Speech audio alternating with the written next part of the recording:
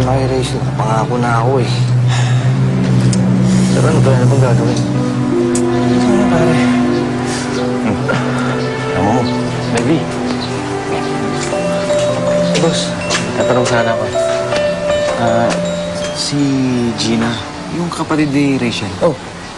May boyfriend na ba yun? Wala. Baka interesado ka ba? Hindi, naku nga. Nagtatanong lang ako. Wala. Wala masama tayo. Oo. Sigurado ka. Gusto mo, pasyalan natin eh. Sigurado ka. Oo. Pwede ba? Pupunta ka ba? Oo. Anak, alam mo naman eh, kung may isusuli ko lang yung pera, ginawa ko na. Eh, tignan mo nga yung tatay mo. Eh, pinangbayad ka agad sa napakarami niyang utang dun sa bungan. Eh, halos wala na nga natira para sa pang-tuition ni Gina eh. Inay, hindi ko na mapipilit si Levi kahit ano pang pakiusap ko sa kanya. Anong ibig mo sabihin?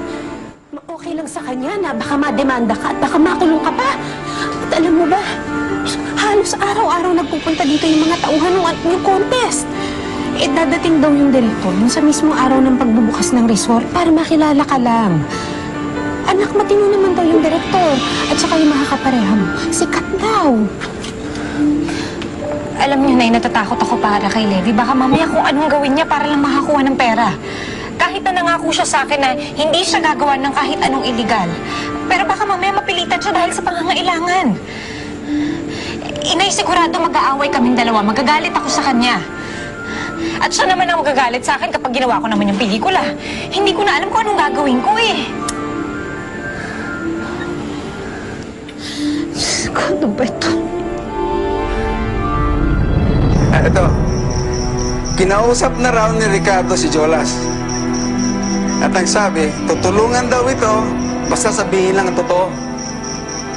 Aba, mabuti na lamang at may utak pala itong si Jolas. At hindi bumigay. Eh kung patahimikin ko na si Jolas. Masyado pa mainit si Ricardo. Sunod-sunod nga yung expose niya tungkol doon sa illegal logging eh. Baka mamaya, makahanap pa ng butas yung isang yun kapag may nangyari kay Jolas. Tsaka, pwede natin siyang gamitin sa kampanya eh.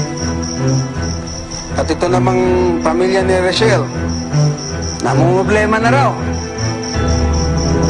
Hindi alam kung saan hanapin ang perang pambayad para doon sa kontratang pinirmahan niya. Eh, ayaw na yata mag-artista ni Rachel eh. Napag-usapan na yata nito ni Mr. Levy. Kailangan matuloy ang pelikula.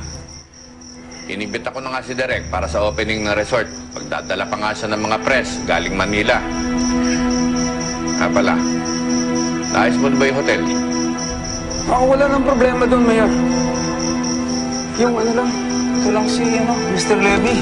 Oh. Mayor, di ba kahit natapikin ko man lang? Hindi. Si Rowena ang makakalaban natin. Huwag ka mag-alala. Makaka-tiyempo din tayo dyan.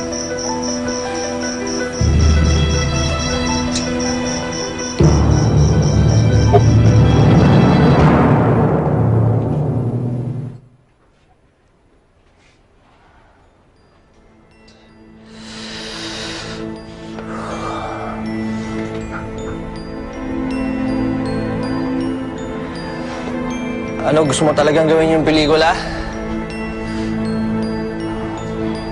Alam mo namang ayoko, di ba? Kaya lang, Kaya lang ano? Kailangan.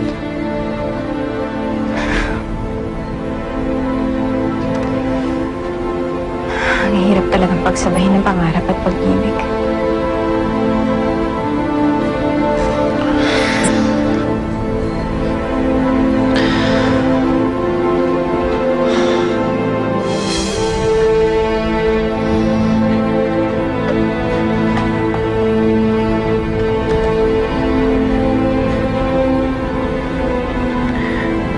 Basta't mangako ka sa akin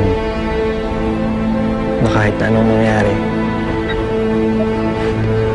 Hindi na masusundan to, ha? Kapag natapos na yung pelikula, papakasal na tayo.